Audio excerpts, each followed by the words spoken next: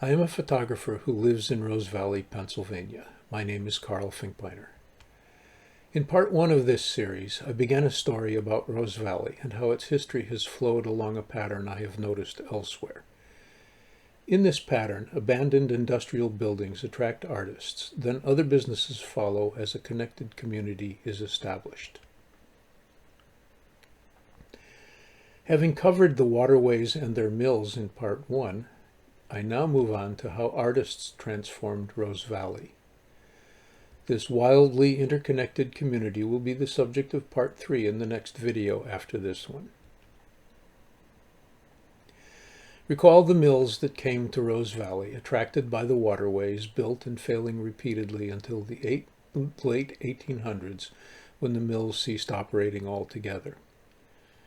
They left behind picturesque buildings and ruins in what was now mostly a few small farms and residences.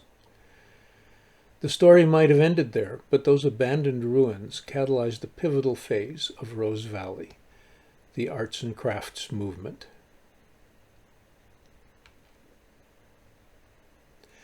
Following the pattern of the flow of art playing an essential role in community development, artists found these abandoned places.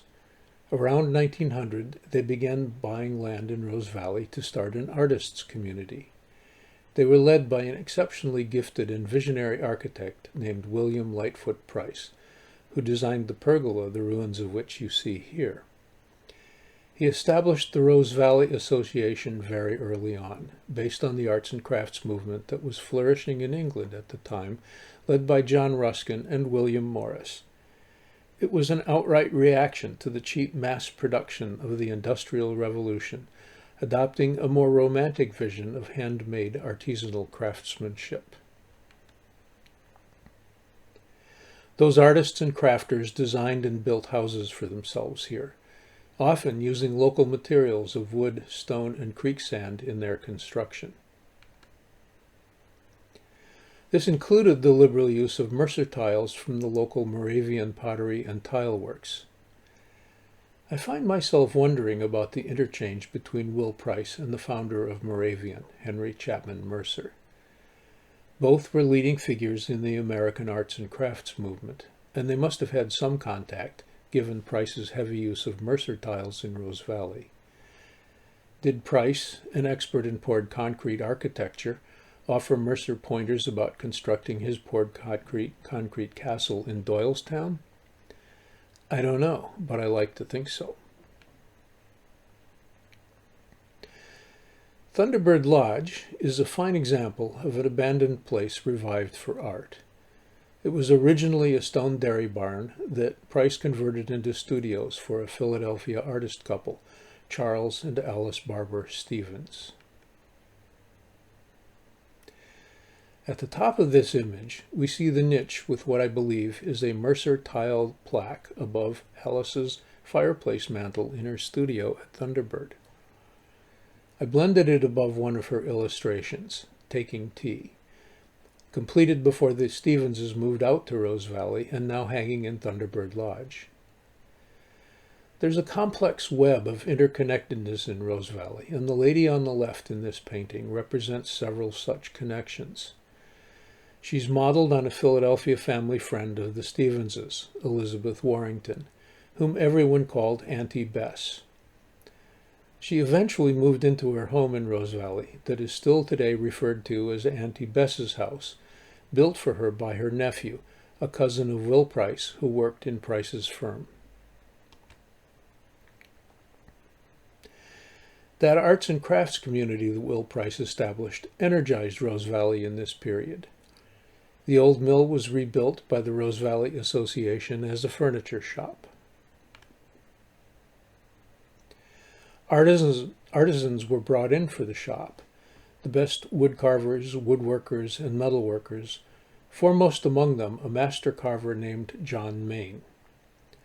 These craftsmen were given a lot of freedom in fabricating the heavy Gothic furniture, usually starting from Will Price's unique designs. Because of the furniture's sensuous wood grains and carvings, I imagine the artisans in the shop being inspired by the natural settings that they saw through their windows. settings that have inspired so many other creative types here. The old Huttons Mill was reinvented by the Rose Valley Association as a guild hall for the Rose Valley folk, who named it Artsman's Hall. It became a place for the folk to gather, to make and to show art and craft, in general a place to make believe. There's never really been a business district in Rose Valley, but there were even a few commercial enterprises located within these walls as part of the Rose Valley Association. One such was an exceptional master potter, William Jervis, whose glazes were admired by Louis Tiffany. Alice Barber Stevens ran an art gallery in the hall for local artists to display and sell their works. Plays were put on by community members who called themselves the Rose Valley Players. There was studio and display space for the remarkable talent concentrated in this little village: writers, glassworkers, painters, musicians, architects, builders, stoneworkers, sculptors, even photographers. A print shop, the Rose Valley Press, was established in Philadelphia as part of the Rose Valley Association by a friend of Walt Whitman's named Horace Traubel, publishing, among other things, an arts and craft journal named The Artsman. The Rose Valley Association itself only lasted about 10 years. Then in 1916, Will Price passed away, and arts in Rose Valley became less focused on arts and crafts. Despite those setbacks, Rose Valley continued to flourish artistically and socially because so many creative souls stuck around. The pattern of abandoned places attracting artists who start vibrant communities continued. The stage was now set for the next big era of Rose Valley, establishing the interconnected community that you will see in Part 3.